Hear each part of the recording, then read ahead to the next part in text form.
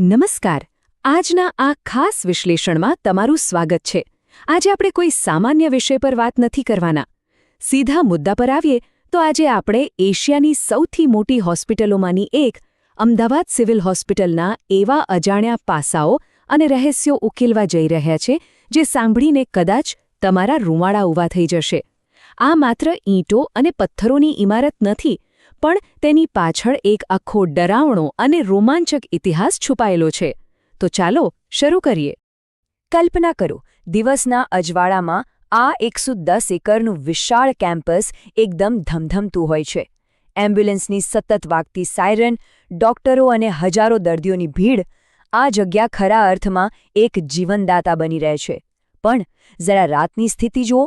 જેવો રાતના 12નો ટકોરો પડે છે ને, આ જ પરિસરનો નજારો સાવ બદલાઈ જાય છે. એકદમ ખાલીખમ કોરિડોર, પીળી લાઇટ્સમાં પડતા લાંબા ડરામણા પડછાયા અને એવો ભારે સન્નાટો જે કોઈ પણ હિંમતવાન વ્યક્તિના મનમાં ભય પેદા કરી દે. રાતનો આ માહોલ ખરેખર કંઈક અલગ જ વાર્તા કહેશે.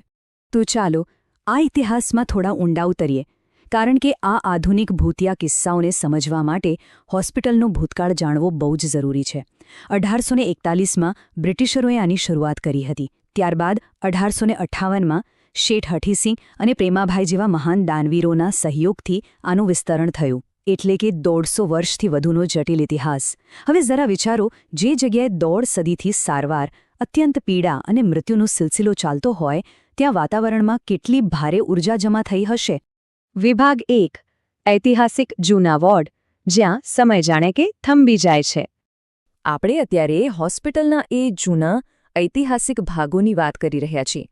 ખાસ કરીને જૂની માનસિક હોસ્પિટલ અને પોસ્ટમોર્ટમ રૂમ તરફનો વિસ્તાર. આ જગ્યાનું ભૌતિક વાતાવરણ જેવું છે કે ત્યાં જતાં જ તમને એક અજીબ બેચેની થવા લાગે. અહીંનું બ્રિટિશ સમયનું ગોથિક સ્થાપત્ય જુઓ.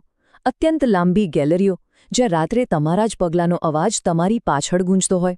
અસામાન્ય રીતે ઊંચી છતને લીધે પાણીના એક ટીપાનો અવાજ પણ ભયાનક રીતે મોટો લાગે છે. અને બહાર પેલા વર્ષો જૂના વડ અને પીપળાના ઝાડ. પવન ફૂંકાય ત્યારે પાંદડાઓનો અવાજ અને બારીઓમાંથી પડતા વિશાળ પડછાયા એવો સ્પષ્ટ ભાસ કરાવે જાણે કોઈ અદૃશ્ય આકૃતિઓ ફરતી હોય. આ માળખું જ મનને ડરાવવા માટે કાફી છે. વિભાગ 2. અંધકારમાં અનુભવો, પ્રત્યક્ષદર્શીઓના અહેવાલો. હવે જે સૌથી રસપ્રદ અને ચોંકાવનારી વાત છે તે છે આ સીધું અવતરણ. આ કોઈ ઉપજાવી કાઢેલી વાત નથી, પણ હોસ્પિટલના જ એક ભૂતપૂર્વ કર્મચારીનો પ્રત્યક્ષ અનુભવ છે. એવું કહેવાય છે કે રાતે બરાબર 2 થી 3 વાગ્યાના સુમસામ કાળામાં અચાનક ખાલી સ્ટ્રેચરના પૈડા દોડવાનો સ્પષ્ટ અવાજ સંભળાય છે. અવાજ એટલો ઉતાવળો હોય જાણે કોઈ ઇમરજન્સીમાં દર્દીને લઈ જતું હોય. ફરજ પરનો સ્ટાફ મદદ માટે બહાર દોડી આવે છે, પણ બહાર આખી ગેલેરી એકદમ ખાલીખમ હોય છે. ત્યાં કોઈ જ નથી હોતું, માત્ર એક ગાઢ સન્નાટો. ખરેખર આ અનુભવ કોઈને પણ અંદરથી હચમચાવી નાખે એવો છે. અને ખાલી સ્ટ્રેચરનો અવાજ તો માત્ર શરૂઆત છે. બીજી ઘણી ઘટનાઓ નોંધાઈ છે, જેમ કે ગંધ સંબંધિત અનુભવો. જૂના ટ્રોમા સેન્ટરની આસપાસ જ્યાં સામાન્ય રીતે ફિનાઇલની વાસ આવવી જોઈએ, ત્યાં ક્યારેક અચાનક અત્યંત તીવ્ર અત્તરની અથવા ધાતુ જેવી તાજા લોહીની ગંધ આવવા લાગે છે. અને થોડી જ વારમાં તે ગાયબ પણ થઈ જાય છે. વળી મોર્ચ્યુરી એટલે કે શબઘર પાસેની લિફ્ટના કિસ્સા તો ખૂબ પ્રચલિત છે. કોઈ પણ બટન દબાવ્યા વિના મધરાતે એ લિફ્ટ જાતે જ ઉપર નીચે થાય છે. તેના દરવાજા આપોઆપ ખુલે છે અને બંધ થાય છે. જરા કલ્પના કરો એ દ્રશ્યની. આટલું જ નહીં, સિક્યોરિટી ગાર્ડ્સના રિપોર્ટ સાંભળીને તો તમે દંગ રહી જશો. હોસ્પિટલના કેટલાક જૂના વોર્ડ એવા છે જેને સુરક્ષાના કારણોસર વર્ષોથી કાયમી ધોરણે તાળા મારી દેવામાં આવ્યા છે. અંદર વીજળીનું કોઈ કનેક્શન પણ નથી. છતાં રાતના સમયે પેટ્રોલિંગ કરતા ગાર્ડ્સ અવારનવાર નોંધે છે કે આ બંધ વોર્ડની બારીઓમાંથી અચાનક લાઇટો ઝબકતી દેખાય છે. અને સૌથી મોટું આશ્ચર્ય તો એ છે કે અંદરથી સ્ટીલના વાસણો જમીન પર પટકાવાનો સ્પષ્ટ અવાજ આવે છે. બંધ તાળા પાછળ ખાલી ઓરડાઓમાં આવું કોણ કરતું હશે, એ આજે પણ એક મોટું રહસ્ય છે. તો આ બધી અસામાન્ય ઘટનાઓ પાછળનું મૂળ કારણ શું હોઈ શકે?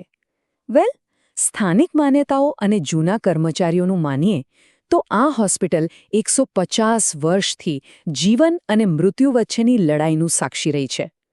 લાખો લોકોએ અહીં નવું જીવન મેળવ્યું છે, તો અસંખ્ય લોકોએ પીડા વચ્ચે અકાળે જીવ પણ ગુમાવ્યા છે.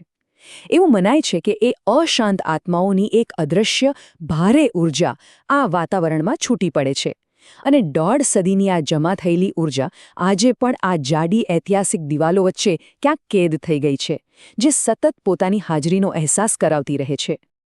અને આ બધી જ વાતો અને દાવાઓ આપણને એક અંતિમ ગહન પ્રશ્ન પર લાવીને ઊભા કરી દે છે.